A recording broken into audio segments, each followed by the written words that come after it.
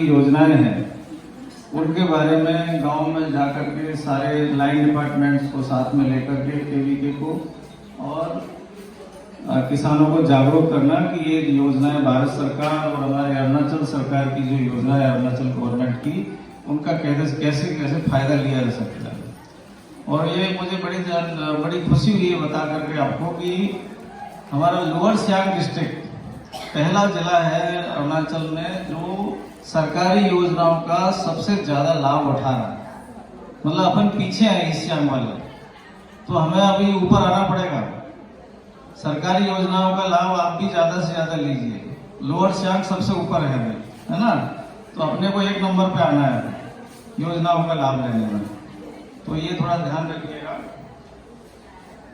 तो इसमें जो है 731 कृषि विज्ञान केंद्र 731 केवीके ऑल ओवर इंडिया अभी इस प्रोग्राम को लीड कर रहे हैं और सारे विभागों को साथ में लेकर के लगभग 2000 से ज्यादा टीमें देश के अंदर अलग अलग गांवों में जा रही हैं पिछले 29 तारीख से, और ये 12 तक प्रोग्राम चलेगा। और हमारा इसमें टारगेट है लगभग 1.5 से 2 करोड़ किसान इस प्रोग्राम के जरिए विभिन्न योजनाओं का लाभ ले पाए और जो बेस्ट टेक्नोलॉजी है, बेस्ट जो एग्रीकल्चर प्रैक्टिसेज हैं, सॉइल हेल्थ कार्ड है, इनके सबके बारे में जानकारी किसान को मोटी मोटी मिल सके। तो इसी सिलसिले में आज बहुत अच्छा लगा यहाँ पर संख्या देख करके, मतलब इतनी संख्या में आप लोग हमारे किसान भाई किसान बहने यहाँ पे आए हैं, बहुत बढ़िया लगा। तो आज मैं आप लोगों को कुछ मोटी मोटी बातें करूंगा। सबसे पहले तो मैं पशुपालन की बात करता हूँ। पशुपालन हमारे खेती के साथ साथ बहुत इम्पोर्टेंट व्यवसाय है, क्योंकि बिना पशुपालन के खेती बड़ा मुश्किल है ना। तो पशुपालन में आपको कुछ बातें हैं जो आप ध्यान रखना है और ज्यादा डिटेल में डिस्कशन करना है तो केवीके में आप आइए, पधारिए, वहां अपन पूरा विस्तार से बात करेंगे। तो पहली बात तो आपको याद रखना है कि जो अपन आर्टिफिशियल इंसेमिनेशन करते हैं उसका टाइमिंग जब एनिमल हीट में होता है ना, उसके 18 से 24 घंटे के बीच में ही आप उसको एआई करवाएं, ठीक है ना। अगर उससे पहले या उसके बाद अगर एआई आप अपने एनिमल को कराओगे तो उसके रिजल्ट्स आपको 20-30% ही मिलेंगे। और अगर इस पीरियड में 18 से 24 घंटे के बीच में अगर एआई करवाते हो तो चांसेज है कि 80-90% आपको आपके एनिमल्स के कंसीव होने के चांसेज है। तो पहली बात तो ये आपको ध्यान रखनी है। दूसरी बात है कि जो क्रॉस ब्रीडिंग की बात है उससे अपने को कोशिश करना है कि बचना है, क्योंकि अपने जो यहाँ की लोकल ब्रीड है ना उसको कंजर्व करने की जरूरत है। लोकल ब्रीड बहुत अच्छी है ना, उसका कोई केमिकल एनालिसिस दूध का हुआ वो तो पता लगेगा कि उसमें क्या क्या है। जैसे उत्तराखंड में एक बद्री ब्रीड है, वो भी छोटी है साइज में अपने यहाँ जैसी, तो उसमें जो है गोल्ड भी काफी है, मिनरल्स भी बहुत, बॉडी भी जरूरी है, वो भी उसमें बहुत सारे हैं। तो ऐसे ही अपनी यहाँ की जो लोकल गाय है ना, इसके दूध का भी एनालिसिस जरूरी है, इसके यूरिन का भी एनालिसिस बहुत जरूरी है ना।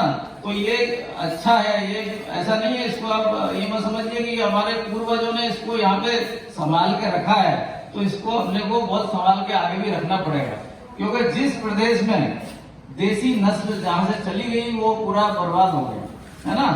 तो जैसे अभी गुजरात में आप जाओगे वहाँ गिर जो है ब्रीड बहुत ज्यादा पावरफुल है ना, कांकरेज बहुत पावरफुल है। राजस्थान में आप जाओगे थारपार बहुत पावरफुल है। तो ऐसे ही अलग अलग एरिया के हिसाब से कुछ ब्रीड्स हैं, उनको अपनी ये जिम्मेदारी है कि उनको कंजर्व करने की जरूरत है।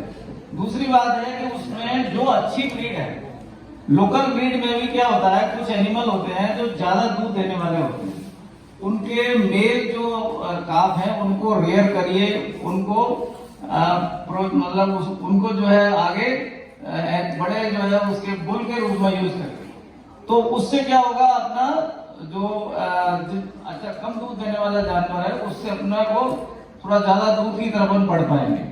और आपको अगर दूसरा पर्पज है, मीट पर्पज के लिए भी कोई जानवर रखा हुआ है, जैसे मान लो कोई आपका पिगरी का है, गोट का है, तो उस पर्पज को भी अपन फुलफिल कर पाएंगे इस तरह से, है ना।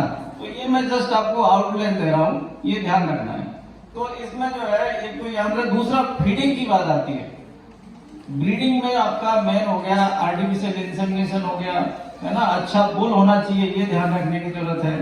फीडिंग के अंदर जो खान पीन है उसका भी बहुत फर्क पड़ता है, ज्यादा उत्पादन लेने में या अच्छा बॉडी बनाने में, मतलब आपको मीट पर्पज के लिए, ग्रोथ के लिए लेना है तो फीडिंग भी अच्छा होना जरूरी है। तो आपका 100 किलो पर, जैसे अपन डेयरी कैटल की, डेयरी एनिमल्स की बात करें तो लगभग 100 किलो पे 1 किलो उसको कंसंट्रेट, उसको फीड देना पड़ेगा, है ना। तो जैसे मान लीजिए आपका कोई 300 किलो का जानवर है तो 3 किलो तो आपको कंसंट्रेट उसको खिलाना ही पड़ेगा। और चूंकि यहाँ पे अपने जंगल बहुत है, ग्रेजिंग की फैसिलिटी ज्यादा है, तो बाकी और कोई प्रॉब्लम नहीं आएगी। तो आपको मिनिमम उसका बॉडी वेट जितना है उसका 100 किलो पे 1 किलो के हिसाब से वो देना जरूरी है। तीसरी बात आती है हाउसिंग की। हाउसिंग में हमेशा ध्यान रखिए कि जहां जिस साइड से अपने को गर्म हवाएं आती है और जिधर से ठंडी हवाएं आती है वो दोनों साइड अपने को कवर करके रखना है, ठीक है ना। जैसे हमारे उधर दिल्ली साइड में आप जाओगे तो उधर जो है नॉर्थ और वेस्ट ये दोनों साइड कवर करने के बाद में एनिमल आपका पूरा प्रोटेक्टेड है, उसको ना तो गर्म हवा लगेगी ना ठंडी हवा लगेगी। तो ऐसे ही यहाँ पे भी आपको जिस तरफ से ठंडी और गर्म हवा आ रही है उस दो दिशा को आप बंद कर दीजिए और आपको बाकी 2 दिशा खुले रहने दीजिए। तो आपका एनिमल जो है वो, ये नॉर्मल हाउसिंग सिस्टम की बात कर रहा हूँ, इसको कोई भी रख सकता है, इसमें कोई ऐसा साइंटिफिक वो नहीं है। तो ये करने से आपका एनिमल सुरक्षित रहेगा, आपका दूध का उत्पादन या दूसरा जो काम है वो अच्छे से हो पाएगा। अब मैं बात करता हूँ पोल्ट्री की। तो पोल्ट्री में जो अपनी लोकल ब्रीड है, लोकल ब्रीड के कंपैरिजन में, जैसे लोकल में जो है आपका ज्यादा से ज्यादा 30 से 40 अंडे एक साल में मिलते हैं। इसके कंपैरिजन में एक बनराजा ब्रीड है, ठीक है ना। यहाँ आपके एरिया में ये रानी और राय इधर हम लोगों ने काफी दी हुई है। तो ये जो है बनराजा, रेम्बो रूस्टर, एक श्रीनिधि, ये ऐसी ब्रीड है, इनका जो अंडे का उत्पादन है ना, एग प्रोडक्शन लगभग 120 से 130, 140 तक भी अंडे मिलते हैं एक साल के अंदर। तो जस्ट आपका 3 गुना ज्यादा है। तो और टेस्ट में भी अच्छा है, इसका बॉडी ग्रोथ भी अच्छा है, डबल है, ठीक है ना, और कई तो डबल से भी ज्यादा है। तो आप इसको रेयर करिए, है ना, अपने लोकल को हटा करके। तो ये लोकल जैसा है, मैं लोकल की बात जैसे आपको कैटल में कर रहा था, इसमें मैं इसलिए नहीं कर रहा हूँ क्योंकि ये लोकल से ही तैयार किया हुआ है।